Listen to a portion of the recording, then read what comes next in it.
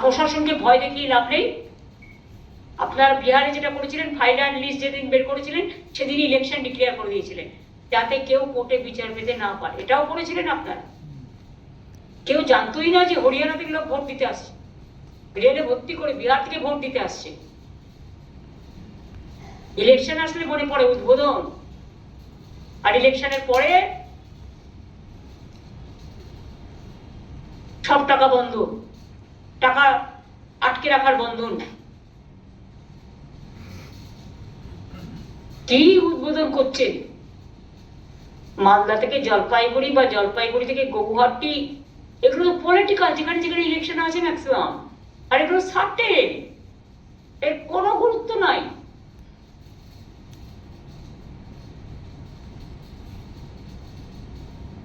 আমরা তথ্য সংগ্রহ করছি, এমন খবরও আমাদের কাছে আছে 2024-এ কিছু লোককে নিয়ে এসে এদিক ওদিক থেকে তাদের নামে কেয়ার সার্টিফিকেট একজন উড়িষ্যার অফিসার অ্যাপয়েন্টেড হয়েছিল, তিনি নাকি দিয়েছেন। কিন্তু পুলিশকে কোনো রকম কনসাল্ট করা হয়নি। আমাদের রাজ্য পুলিশ যে কোনো ক্যান নিয়ম হচ্ছে রাজ্য পুলিশ সার্ভে করবে, তারা রিভিউ করবে, তারা ক্রেডিবিলিটি দেখবে। আপনি নিজেই যদি চোর ডাকাতদের আমদানি করেন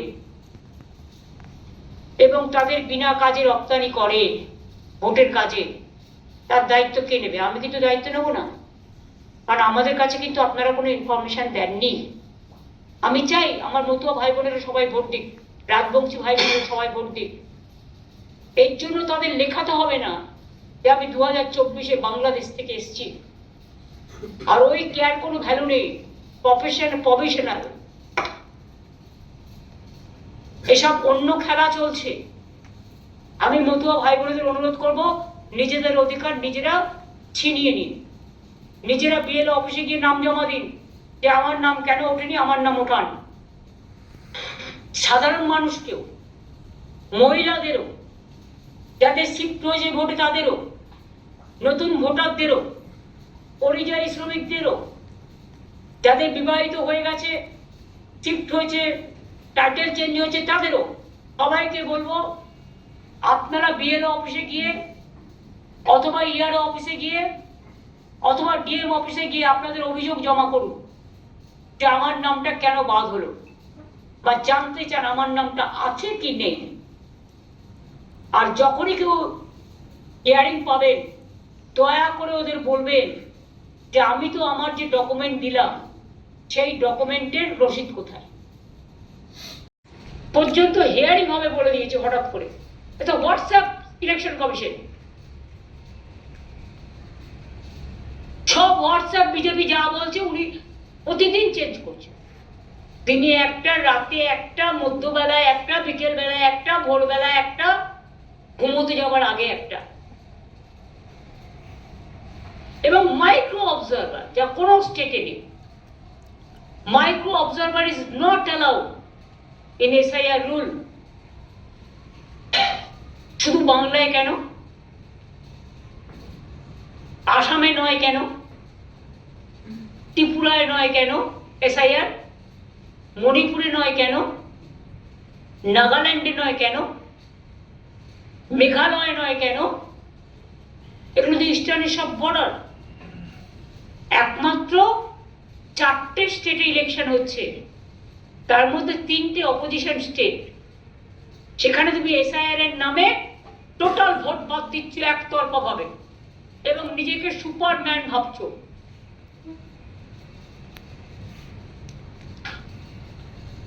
ইলেকশন কমিশনকে আমরা রেসপেক্ট করি, বাট মনে রাখবেন সবার কিন্তু একটা সংবিধান মেনে চলতে হয়, নিয়ম কানুন মেনে চলতে হয়।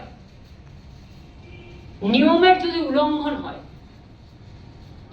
সীমারেখা যদি পার করে যায়, জীবন্ত মানুষকে যদি মৃত দেখানো হয়, জীবন্ত মানুষের ভোটাধিকার যদি কেড়ে নেয় এ political party, one nation and one party, যারা স্লোগান দিয়েছিল না, ওয়ান নেশন ওয়ান ইলেকশন,